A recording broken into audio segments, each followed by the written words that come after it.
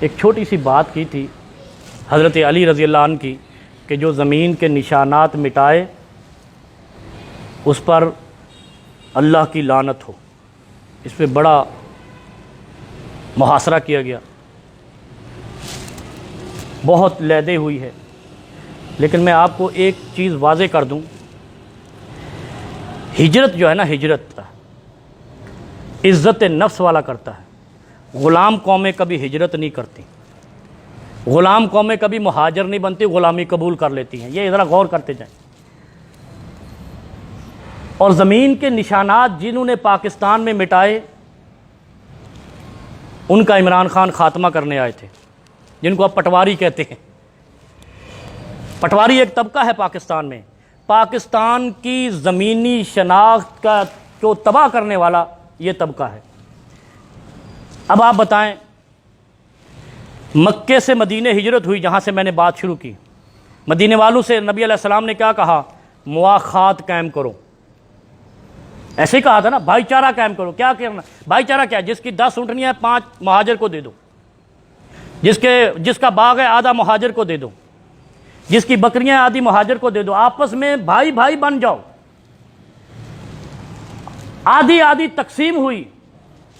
اور پھر میں نے عرض کیا تھا کہ پاکستان جس میں آپ اس وقت رہتے ہیں, یہاں سے ہندو اور سکھ ہجرت کر کے وہاں گیا ہے, دارالکفر میں گیا ہے, اور وہاں سے مسلمان دارالاسلام میں آئے ہیں. یہاں سے کوئی مسلمان ہجرت کر کے ادھر نہیں گیا, وہاں سے کوئی کافر ہجرت کر کے یہاں نہیں آیا.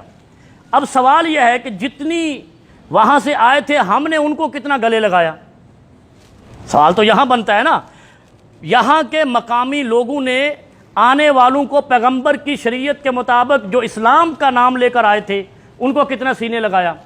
بلکہ ہمارے اس بیان کے بعد ایک ویڈیو آئی ہے اور ایک میسج بھی مجھے آیا ہے, میں اس کی وضاحت کر دوں. میں یہاں پہ جو بات کرتا ہوں وہ اللہ اور رسول کی کرتا ہوں, شریعت اسلامیہ کی نشاندہی کرتا ہوں. مجھے معلوم ہے, میں آج دل کی بات کہہ دوں, مجھے معلوم ہے کہ اس کے نتائج کیا ہوتے ہیں. آپ کو بھی معلوم ہے. مجھے میسج آیا کہ آپ نے اچھا نہیں کیا, آپ نے شریعت کو مہاجروں پہ فٹ کر دیا. میں نے کہا اگر ٹرمپ پہ بھی فٹ ہو تو کر دیں گے, ہمیں اس سے گلہ نہیں ہے. ہمیں گلہ یہ ہے کہ پیغمبر کی شریعت. اس کے بعد ایک ویڈیو آئی, اس نے کہا کہ مہاجرین انڈیا سے ننگے اور بھوکے آئے تھے, انا للہ و انا الیہ راجعون, اور مہاجرین وہاں سے تمہیں غلامی سے چھڑانے آئے تھے.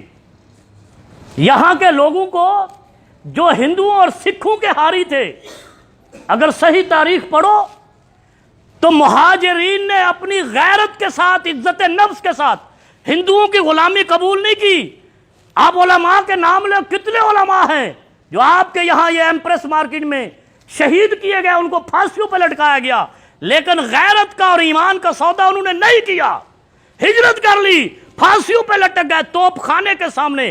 نہ گوروں کی غلامی کی ہے, نہ ہندوؤں کی غلامی کی ہے, نہ سکھوں کی غلامی کی ہے, ہجرت کر لی ہے. اور یہ پیغمبر کا شیوا ہے کہ جہاں ایمان رب اللہ مستقم نہ رہتا ہو وہ زمین چھوڑ دو.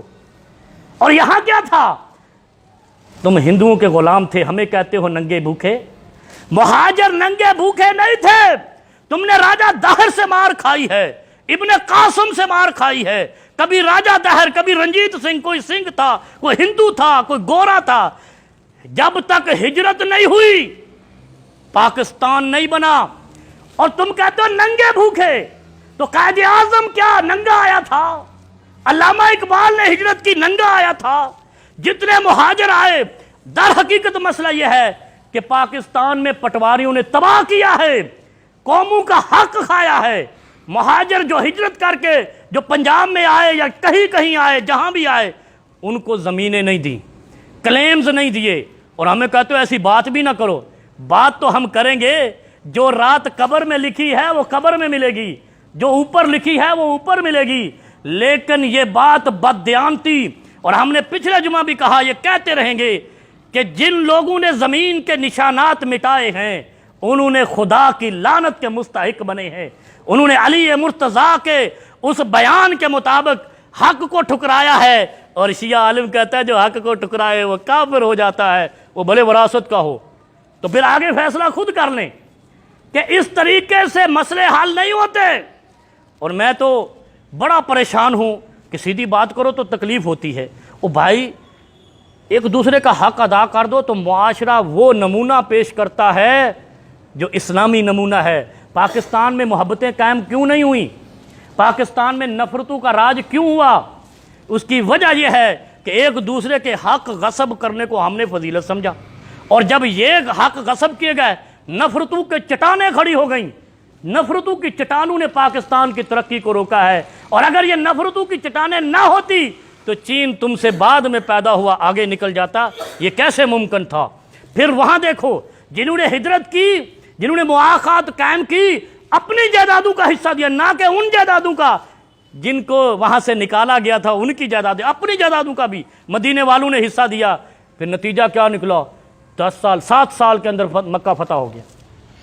ہم نے دلی پہ جھنڈا لہرانے کا سوچ رکھا ہے، شاہی قلعے پہ جھنڈا لہرانے کا سوچ رکھا ہے، لیکن کبھی یہ نہیں سوچا کہ ہم نے اپنا بھی حق کھا رکھا ہے، ہم نے اپنوں کا بھی حق کھا رکھا ہے۔ اگر ہم اپنوں کے حق ادا کر دیں تو ہم دلی بھی فتح کر لیتے، جیسے مدینے والوں نے کسی کا حق نہیں کھایا، مکہ فتح کر لیا اور کفار عرب کو مکے سے نکال دیا۔ یہ آپ لاجک سمجھیں، اگر اتحاد اور محبت رکھنی ہے، نفرت کی چٹان ختم کرنی ہے، حقدار کو اس کا حق ادا کرنا ہے۔ اور عمران خان سے اپیل ہے، آپ کی 22 سالہ تقریروں میں یہی سنا تھا، پٹواریوں کو ختم کر دیں گے۔ ان پٹواریوں نے بیڑا غرق ملک کا کیا ہوا ہے۔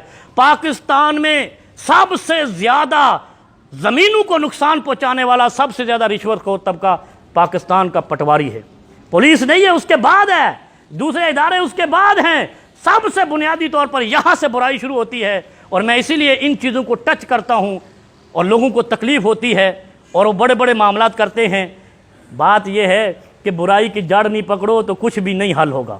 برائی کی جڑ کی طرف جاؤ، اور خان صاحب کا اعلان بالکل خوش آئند تھا کہ یہ پٹواریوں کا سسٹم کمپیوٹر پہ اور ایماندار لوگوں پہ لے آئیں گے تو انشاءاللہ پاکستان کی سالمیت تا قیامت رہے گی، اور پاکستان کی ترقی بھی دن دگنی رات چگنی ہوگی۔